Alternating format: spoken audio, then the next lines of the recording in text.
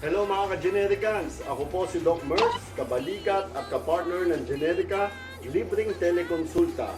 At narito po ako ngayon upang magbahagi ng ilang health tips para maging healthy and happy. Number 1. Kumain ng masustansyang pagkain. Importante na palaging may gulay at prutas sa ating dieta o kinakain sa bawat araw. Sa isang araw, dapat meron tayong kinakain 5 bahagi o 400 grams ng gulay at prutas. At dahil dito, mababawasan ang tsansa natin na magkaroon ng malnutrisyon at iba pang mga sakit tulad ng diabetes, sakit sa puso, stroke at cancer. Number 2. Bawasan ang pagkonsumo ng asin at asukal. Kilala tayong mga Pilipino bilang may hilig sa maalat na pagkain. At yan ay lubhang delikado dahil maaari itong mauwi sa high blood pressure na pwede namang mapunta sa mga sakit sa puso at stroke. Dapat sa isang araw ay 5 gramo o 1 kutsaritang asin lamang ang ating nakokonsumo. Madaling gawin ito kung babawasan natin ang paggamit ng asin, toyo, patis at iba pang pampaalat sa ating mga kinakain. Sa pagkonsumo naman ng maraming asukal, ito ay naglalapit sa atin sa pagkasira ng ating mga ngipin at pagbigat ng ating timbang. Sa isang araw ay dapat 12 kutsarita lamang o 50 grams lamang ng asukal ang ating nakokonsumo. Dahil dito, dapat bawasan na natin ang pagkonsumo ng mga pagkain at inumin na naglalaman ng maraming pampatamis. Number 3. Bawasan ang pagkain ng mamantika at matatabang pagkain. Ang fat consumption intake natin ay hindi dapat lumagpas sa 30% ng ating total energy intake sa bawat araw. Ito ay makakatulong upang hindi tuluyang bumigat ang ating timbang na maaaring magdulot ng iba't ibang sakit sa atin. Maraming klase ng fats, pero ang unsaturated fats na makikita dito sa ating mga pagkain na ito ay mas pinapaboran kumpara sa pagkonsumo ng mga saturated at unsaturated fats. Number 4. Iwasan ang labis na pag-inom ng alak at iba't iba pang alcoholic drinks. Ang labis na pagkonsumo ng mga alcoholic na inumin ay nagdudulot ng mga sakit tulad ng mental and behavioral disorders, liver cirrhosis, stroke, sakit sa puso at maging mga injury dulot ng mga aksidente. Number 5. Huwag maninigarilyo. Ang paninigarilyo ay lubhang delikado dahil ito'y maaaring magdulot ng mga sakit sa baga, puso at maging stroke. Hindi lamang ito pumapatay sa mga direct smoker, maging ang mga second-hand smoker na nakakaamoy lamang ng sigarilyo ay maaaring maapektuhan. Sa kasalukuyan ay mayroong halos 16 na milyong Pilipino ang naninigarilyo kung saan 70% sa mga ito ay nagbabalak ng tumigil. Number 6. Maging aktibo. Ang physical exercise ay importante para mapanatili ang kalakasan ng ating katawan. Sa loob ng 1 linggo, nire-rekomenda na magkaroon ng 150 minutes ng moderate intensity physical activity ang ating katawan. Pero pwede mo itong taasan sa 300 minutes kada linggo kung gusto mo ng additional health benefits. Number 7. Regular na ipacheck o ipasuri ang iyong blood pressure. Ang hypertension o high blood pressure ay isang silent killer. Ito ay dahil maraming pasyente na mayroong high blood ang hindi nakakaramdam ng kahit anumang sintomas. Kapag ito'y napabayaan, maaaring magdulot ito ng komplikasyon sa utak, sa puso, sa kidney at iba pang parte ng ating katawan. Ngunit good news, lahat ng sangay ng Generica Drugstore sa buong bansa ay nagbibigay ng libreng blood pressure monitoring. Kung gusto ninyong magpa-check ng regular ng inyong BP, ay maaari kayong pumunta sa angmang Generica Drugstore sa bansa. Number 8.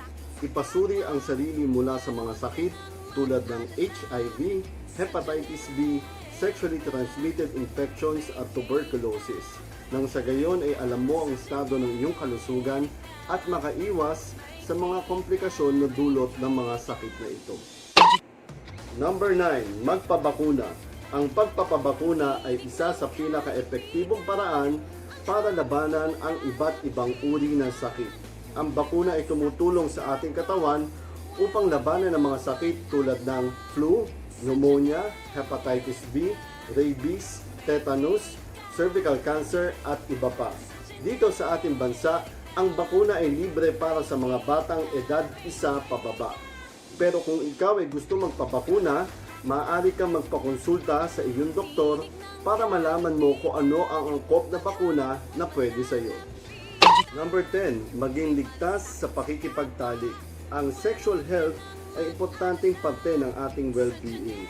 Ingatan ang sarili natin mula sa mga sakit tulad ng HIV, gonorrhea, syphilis at iba pang sexually transmitted infection. Number 11, takpan ang ating bibig at ilong tuwing tayo babahing o uubo. Ang mga sakit tulad ng influenza, pneumonia, tuberculosis at sa panahon ngayon ng COVID-19 ay maaaring maipasa sa pamamagitan ng respiratory droplets. Kaya mainam na laging takpan ang ating bibig at ilong sa pamamagitan ng face mask tuwing tayo uubo at babahing para hindi maipasa ang mga sakit na ito. Number 12. Iwasan ang mga kagat ng lamok. Ang lamok ay nagdudulot ng mga nakamamatay na sakit tulad ng dengue, malaria, chikungunya at lymphatic filariasis. Narito ang ilang epektibong paraan upang makaiwas tayo sa mga kagat ng lamok. Number 13. Sumunod sa batas trapiko. Ang mga road accident injury ay madaling iwasan kung tayo susunod lamang sa mga batas trapiko, tulad ng simpleng pagsusuot ng helmet, ng seatbelt, at hindi pag-inom ng alak bago magmaneho at hindi paggamit ng cellphone. Sa buong mundo, higit 1 milyon ang namamatay kada taon dahil lamang sa mga road accident. Number 14. Uminom ng malinis na tubig. Ang pag-inom ng kontaminadong tubig ay maaari magdulot ng sakit tulad ng diarrhea, cholera, typhoid, hepatitis A at polio.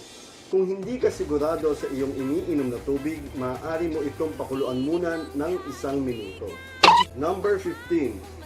I-breastfeed ang mga sanggol mula 0 to 2 years old o higit pa.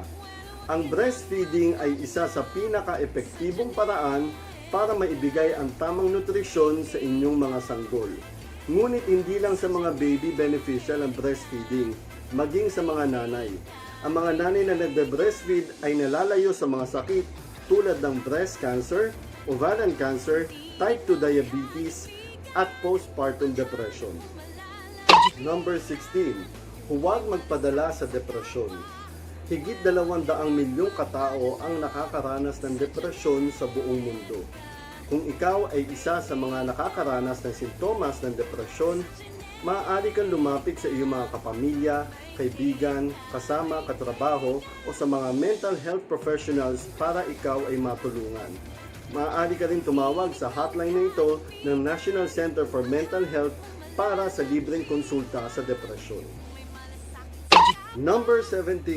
Uminom lamang ng antibiotic kung kinakailangan.